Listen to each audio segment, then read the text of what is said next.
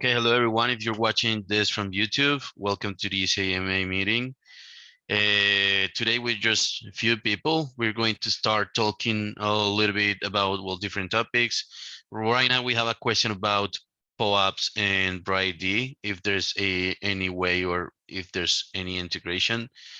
So I don't know if Michael has something to say. If not, well, I can speak about something. Yeah, I can just say I think it's like they've suggested, it's a very good match actually, and because I think having BrightID would make POAP um, will open quite some nice possibilities. So, but to my knowledge, there's no integration currently ongoing, but we have some active discussion. So I think the main topic is how we can make this nice from the UI perspective. So technically, it's possible to integrate this both and say, okay, a POAP just belongs to a one private ID. I think the main challenge is, yeah, we need someone to actually do it. Or Carlos, what do you think? Yeah, actually, we have some time ago a person like interested in like making this happen. I still remember we talked with him about a bright integration with POP, and it was going to be at the beginning integrated, especially with a Discord bot. So you needed to be verified in BrightID to get the role in the different channels. And if you were verified, the bot will give you this magic link that Bob uses to deliver the pops. But I don't know, like something happened with the dev, it didn't show up again. And we have been like hearing people with the same question. Sometimes we even use POAPs in our meetings at the beginning or AMAs, but we stop giving them because these specific meetings, like these video meetings, were bombarded with different people trying to get more of those POAPs. So um, I like, if I recall last week, Adam was talking a little bit about it, and we have a not a big connection, but we know Patricio from POAP. Well, he's the founder of the project, and he may or may not be or wanted to just integrate too deep with BrightID. At this point we really don't know. But the point is, well, this is open and decentralized, so everyone can just use especially BrightID to just enable their, I don't know, their POP distribution through BrightID gate. Um, but yeah, like at this point, we really don't know. We probably will just really need to talk with Patricio about it, to be honest, because yeah, like for us from our side, we're just super open to it, and if any application wants to integrate BrightID, like they just can just do it without asking any permission. And if you need assistance, you can do it through our Discord, so we can help you do it well faster and smoothly. But yeah, respect to regarding POAP, we don't know if there's on their roadmap or something like that. So yeah, there's that. I think maybe that's the best answer to that, because the fundamental here is that BrightID is a tool that anyone can use. Anyone can think of ways to use BrightID to make civil resistance attacks. So if the POAP, I mean, if they can use BrightID right now, like Carlos said, in the Discord, using the Discord bot, they can use it right. You can use it right now. Anyone can use it BrightID in the Discord server using the Discord bot. You don't have to know a lot about anything or technical aspect of programming and something like that. But you, maybe Dave, your question is more like a full integration of the two projects, or is just the use of BrightID as a tool? Because right now you can use it, anyone can use it. And in the future, we want that all the applications that want to get a civil resistance will use BrightID. But if it's in the project aspects, I mean, that is something more profound than just talking about using BrightID. So I think maybe your question is more to the way of civil resistance, right? So BrightID is totally open. It's a public project. So I don't know what you said, Dave. Yeah, I think it's just an opportunity here. If you're attending a group connection and you scan your BrightID, that you may also get a POAP at the same time, and having those somewhat integrated into one experience, instead of if all of a sudden you have everyone's doing QR codes and you got one for the POAP and you got one for BrightID. And a lot of the people that are issuing POAPs right now are actually struggling to make sure that people are legitimately asking for them and they're real people. So I just see an opportunity for the two groups to get together here. And so if, you know, it sounds like BrightID has given away quite a few POAPs, which is great. Missed out on that, but I'm glad you guys did. And I think if the POAP team is using BrightID, I think the smart people are going to get together and see a nice integration here and a solution where the two apps can work together.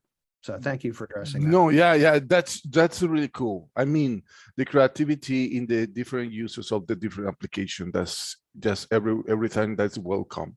But you need to make a statement about what is a POAP, or for what is the POAP, because the POAP is like, I mean, the assistance proof that you being there in some place, but in the end it's a reward that you're going to give to the people that came to the meeting.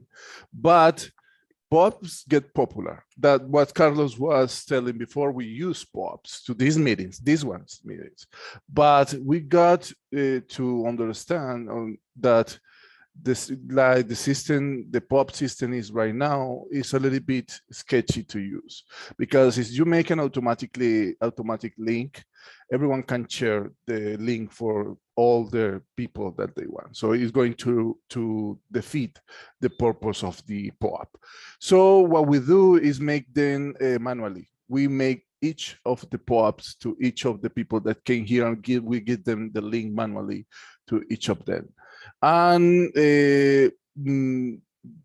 yeah, but there is like this kind of a spirit of people that are like POAP chasers or something like that, because sometimes when you get a POAP, you got an opportunity for an airdrop, for a whitelist or something like that. So there is people that they just are like their job is to chase POAPs, POAP distributions. So we start having here like 60 people or 70 people that doesn't even speak in English, that doesn't understand anything, and was just there just for the POAP, because in the last weeks of in that moment, the people start like figuring out that the airdrop of BrightID has to do something with the POAPs that you collect here. So everyone start coming in flocks.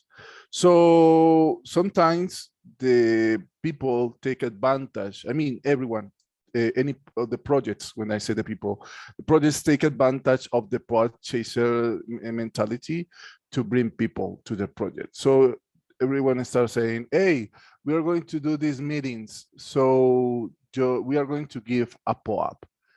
So why is your final goal saying that you are going to give a POAP? You want the POAP chasers community to come, so you will have more people in your community. And sometimes you don't even care if they are bots, if they are fake accounts, if they are like civils. You don't care about, because what you're looking for is just people to flock in your meeting or something like that.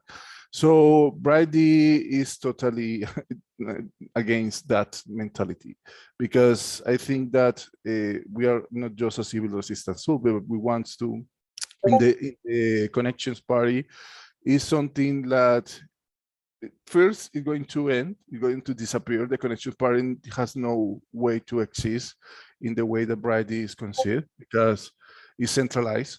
in the connection party, you have to obtain the verification.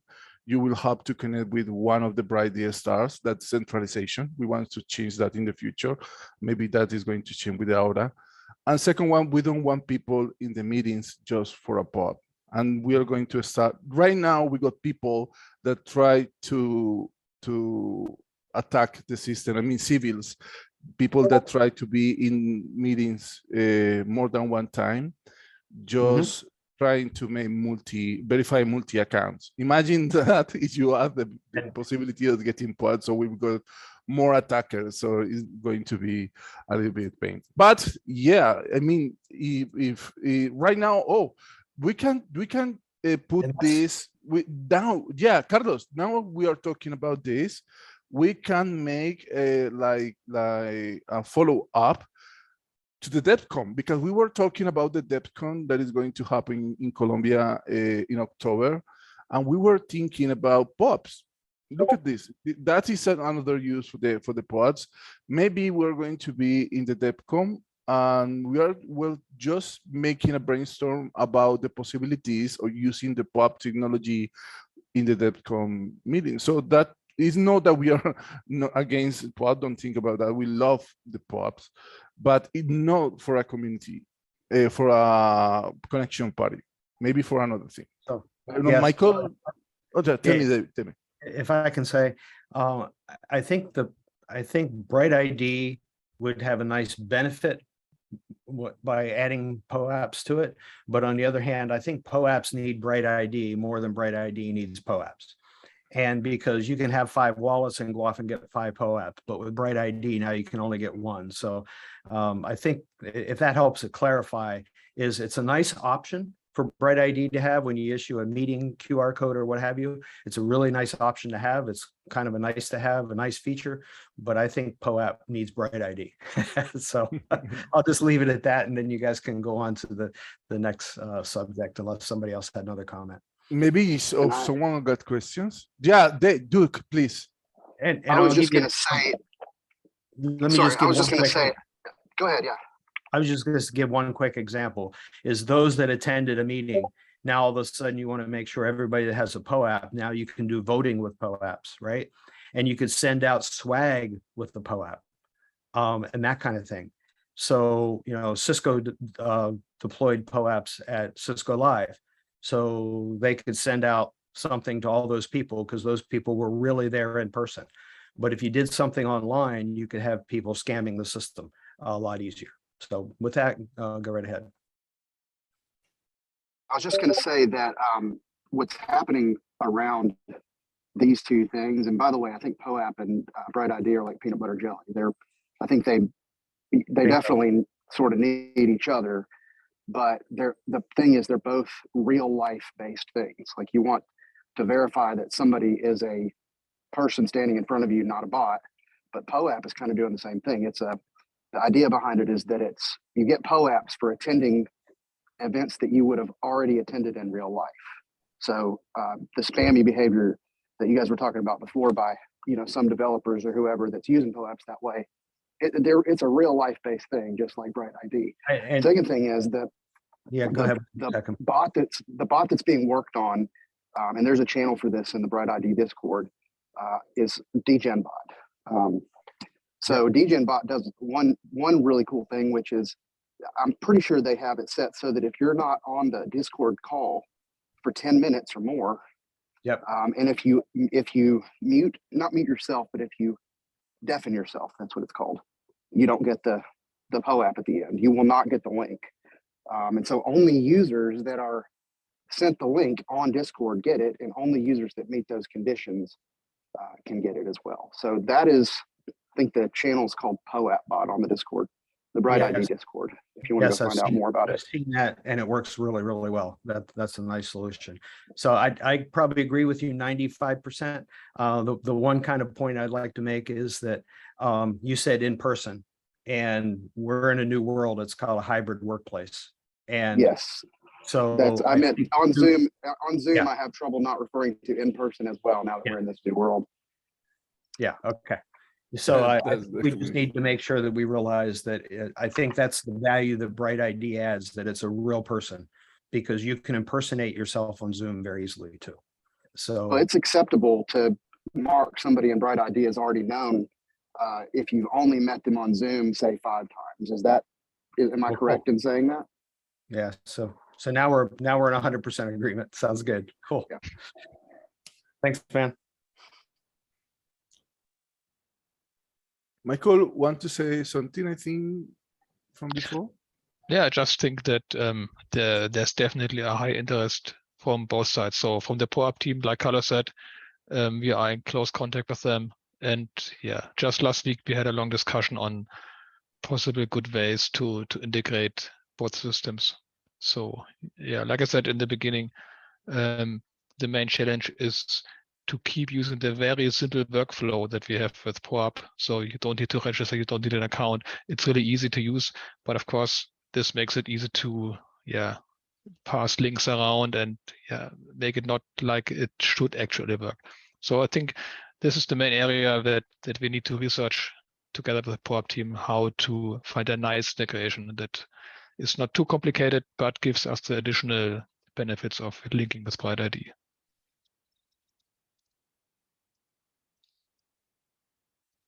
Thank you all for a good discussion. Appreciate it. Yeah, thank you. Make sure the POAP team listens to this.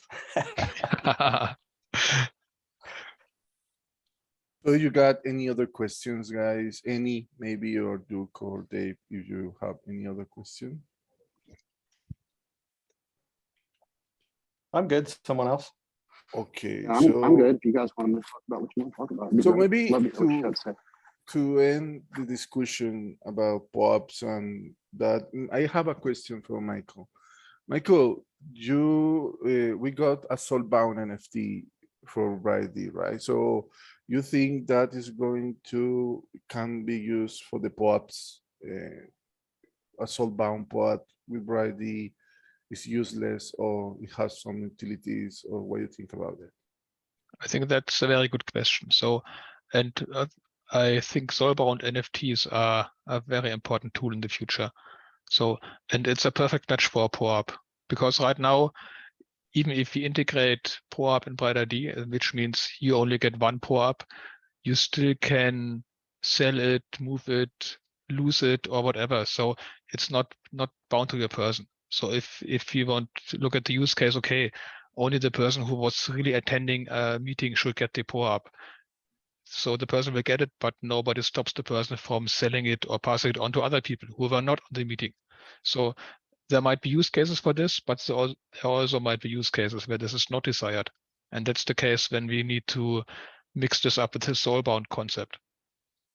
So, and when we do this, I think it will be super useful because then you can just say, okay, if I have this POAP, that is really a proof that I personally was at that meeting and not just that someone was there and maybe passed me the POAP.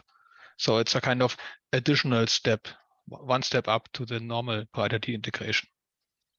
So About what you know about POAPs right now, they can use, thinking about the integration with BrightID and that, or the use of the BrightID application for the POAPs, they can use easily the soulbound technology for the POAPs, right? I mean, yes, it's just yes, NFTs. Oh, yes, okay. it's just NFT, so there should be no major issue integrating it with soulbound. Okay, that's cool to know. So I don't know, maybe Carlos want to say something.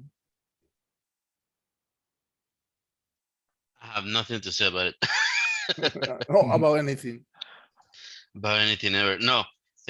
Well, I don't know. I don't know. Honestly, at this point, I really don't know if there's something else like you guys want to discuss, like related with BrightID. Like I know the markets, it's actually what everyone is focusing in the last week, probably, with all the drama and all this stuff happening with the different investment houses, if you can call them like that. So yeah, like I also been like watching another like projects that I'm following, and yeah, like everyone seems like really not paying too much attention to the technology. So so things are moving a little bit slowly, to be honest. Yeah, I don't know if you guys want to discuss about this or you have anything else in mind. Well, I mean, the about the markets in general, about the problem that the beer market and that kind of stuff. Like, were you talking? I don't know. Like honestly, at this point, I really don't know what else to say. I actually had some things that I wanted to ask Adam about. Well, how our involvement is going to be in DEF CON, but yeah, He uh, didn't came. he wasn't able to be here. So yeah, like my questions are going to be probably hopefully answered later. Well, we can connect with the BrightID project in as a and for Michael too, because usually the narrative in this kind of markets is that this is the time to build.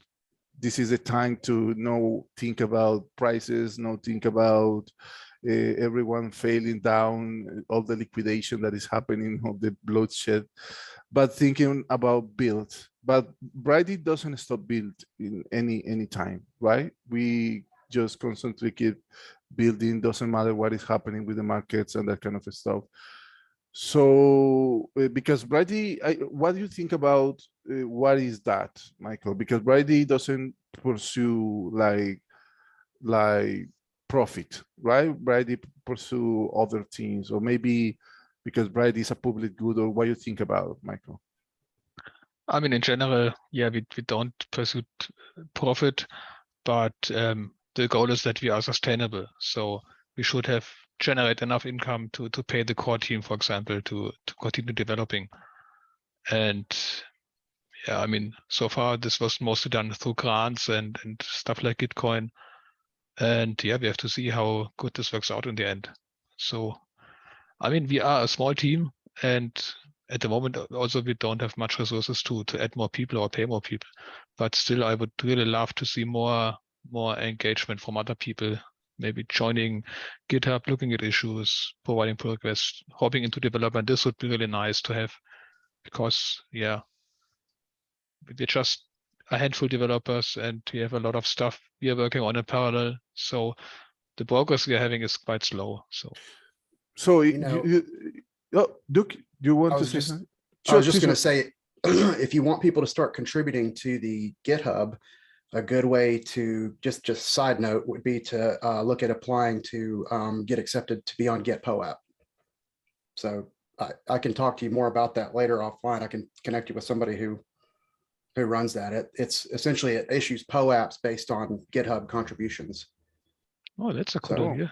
That's clever. Anyway, I didn't want to interrupt. I just thought you might want to know about that. No. I was telling that that's the important aspect of the public goods. I mean, the public projects that wants to be a little bit, because we can, if the people wants to contribute, like in the Gitcoin, if the people wants to the project to keep going, we can keep going. Doesn't matter what is happening. But there is sometimes projects that just pursue maybe profit, and when they start losing the profit, just everything is fall apart. That we are looking right now in the market, that everything is falling apart. Well, if you look at the cycle a little differently and kind of flip it, it's not necessarily that it's time to build when it's a bear market and not time to build when it's a bull market. It's more like it's always time to build. Yeah, But exactly. most development projects in blockchain space end up getting paid when it's a bull market, because that's when fiat enters their airdrop token or whatever, and they're able to extract real world value out of the token. They may not be able to do that as effectively in a bear market. So bull markets when it's time for the project to get paid. I think that's when you might have noticed the Ethereum Foundation tends to sell ETH, at very, very topped out points in the market. And they seem to have gotten very good at it. It's because they realize now's the time to fund our project. Yeah, exactly. I mean, it's not like the main topic to talk about markets, but I mean, in this AMA, but it's just good to talk about sometimes, because BrightID is inside all these systems. And maybe this take me to a question for Michael.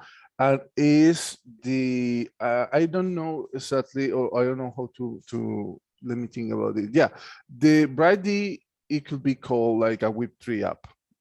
Yeah, we are in the Web3 ecosystem of the new wave of new applications on the Web3. But BrightID can be used in the Web2 too, right? I mean, in the web page and that kind of thing. But what exactly that means? What is exactly that mean? BrightID can be used for anyone, for in every chain, in every blockchain, for every project. Yes. Doesn't matter how and why. What is that? I think the main point is that for projects that just want to use BrightID, they don't need to have much interaction with blockchain or Ethereum or any other blockchain. So, for example, whatever, if Twitter wanted to say, hey, I want my people to be BrightID verified, they can do this. They just create the app linking process, and that's basically can be done via Web2 technology. There's really not much involved that you would need full understanding of Web3 or, yeah, like I said, blockchain and Ethereum stuff. So the backbone, of course, is on blockchain, but for the people using and integrating BrightID, they don't need much knowledge at all about this. So like I said, it can be totally used for Web2 applications. Yeah, Or without less. wallets, without username in a database, you can see if these people is verified or no in some place. That's what I think is right. Yeah, I mean that's stored on the blockchain, but if you run a node, then the node takes care of reading the data from the blockchain and providing a nice API that can directly be used. So yeah, for example, one thing I always think about is, for example, for gaming companies, online gaming, they have a huge problem with cheating people, and it would be a perfect match. So if you just say, okay, I make a server that is only open for BrightID verified accounts, and boom, you don't have a big cheater problem anymore. Yeah, So that's stuff like this is totally possible. zero bots. Yeah, that's really cool. So I don't know, maybe you want to talk about anything else, or maybe you get any question in the moment, because we are, I think, in good time to finish the meeting, or what you think about, Carlos? Oh, you're muted. Michael? Yeah, I think so. Yeah, we are in good time. We have 40 minutes of meeting. Or if Can I ask anyone one has more any other question? questions, yeah, Sure, please. Michael, does the company that wants to do things that way, they don't want to hit a blockchain. They are going to hit the API on the node, right? Do they have to run the node to hit the API, or can they hit the API from somewhere outside the network? So let's say I would encourage them to run their own node, because it's also a point of infrastructure of cost. So if you have a high traffic application and you keep using other people's nodes, I mean, at the moment, there are not many active BrightID nodes. So it would be really nice if people that have a high volume, they run their own nodes. But that's also not, let's say, not difficult. We have already packages, Docker images, so you can spin up the node relatively easy. So it's not really a blocker. So that means they're also referencing their own copy of the chain instead of somebody else's. Yeah, I mean, they can do it, they don't have to, but usually it's just one package. So for example, I have the node running also here at home. So I have a dep node, and it has one IDGen package and one BrightID node package, and it can really be installed easily. And yeah, it's running locally, connected with all other nodes. That's yeah, that's great. The other day I was trying to figure out how I would hit that API, and I had a lot of trouble, but I think now I'll just spin up a node. Yeah, so if you can use Docker, or even easier with dep node, it's really just one click and install it, and it's running. Okay. Does BrightID encourage people to not spin those nodes up on cloud, on hyperscalers and public clouds? Is home equipment preferable? I'm not sure. I don't think we have any, let's say, policy on this topic. So I know also some of our own nodes are running on a rented hardware. Some people have that on their personal server. So it's, I don't think we are in a position yet where we need to think about this. So No. I mean, if at some time like 50% of the nodes run all on Amazon AWS, then it might be a problem, but we are not there yet. We can call Superfizz if that ever happens. Yeah. Yeah. Okay, Awesome. guys. So you want to end the meeting, Carlos? Yeah. Thank you everyone for coming. And yeah, no, I'll see you guys next week. Thank you very much. I'm going to start Yeah. recording Thank you, now. guys. Nice discussion. Thanks, everybody. So I'm sorry. Okay, you finished. Give me a the second. I recording? finish the recording. Okay. Thank you.